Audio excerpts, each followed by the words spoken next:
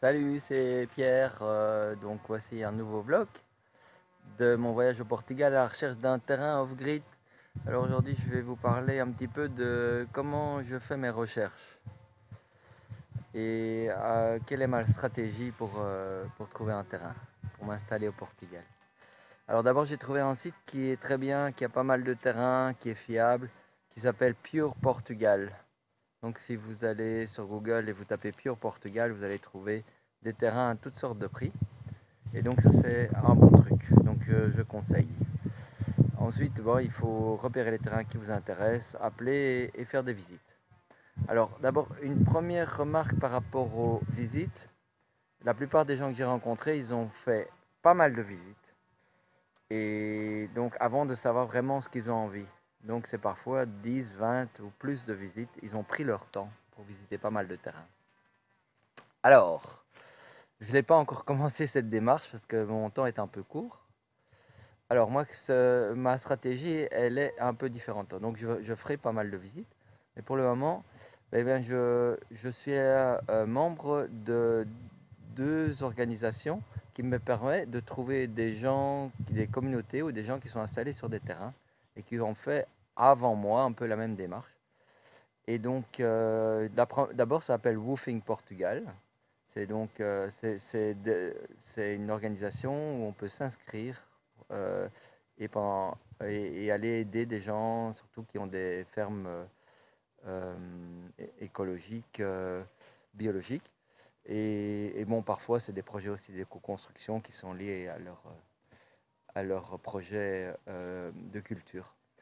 Donc, je suis inscrit là-bas, j'ai quelques contacts et je vais visiter quelques lieux de cette manière-là et découvrir les gens.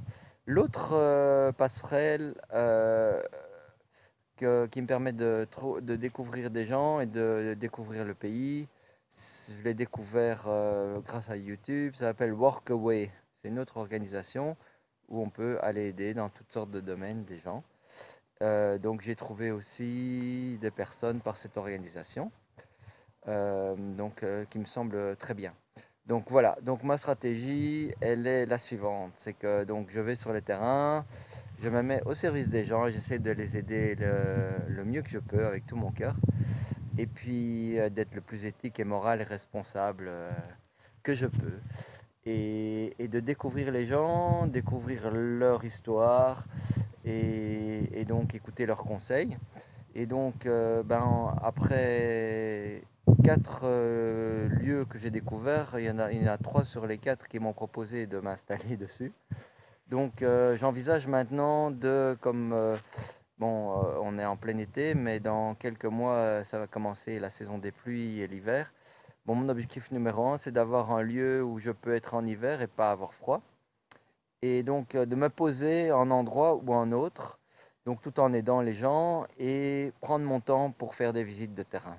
Alors, il est possible, il y a deux cas, que je m'installe provisoirement pour plus longtemps sur un terrain et que donc je ne deviens pas propriétaire. De toute façon, je me considère comme un de passage et plus un gardien qui va prendre soin d'un lieu enfin, voilà, que quelqu'un à qui le terrain doit appartenir. Maintenant, c'est sûr que j'aimerais bien qu'il y ait les principes des lois de Dieu qui soient en application et faire cette expérimentation aussi. Maintenant, les démarches permaculturelles sont relativement proches et m'intéressent aussi. Donc, je dois voir un peu, peser le pour et le contre. Et bon, tout ça est une question personnelle parce que je vous rappelle, mon objectif c'est d'avoir vraiment un terrain de jeu pour développer mon âme. Et si je suis pleinement moi-même et j'aime ce que je fais, ben, ça va profiter à toute la communauté et à tout le monde. Voilà. Donc, et c'est ce que je souhaite pour tout le monde d'ailleurs. Voilà. Voilà ma stratégie. Je vais prendre mon temps. Je vais vous faire bientôt un vlog sur le terrain de Mathieu, qui est mon terrain favori jusqu'à maintenant, et puis sur les derniers lieux où je vais aller, avant un retour en France pour prendre mes affaires et probablement déménager le plus vite possible. Voilà, et commencer un projet probablement de construction que je vous expliquerai tout bientôt. Donc voilà ma stratégie, mes recommandations pour trouver un terrain. Voilà, je vous dis à bientôt et merci d'avoir écouté.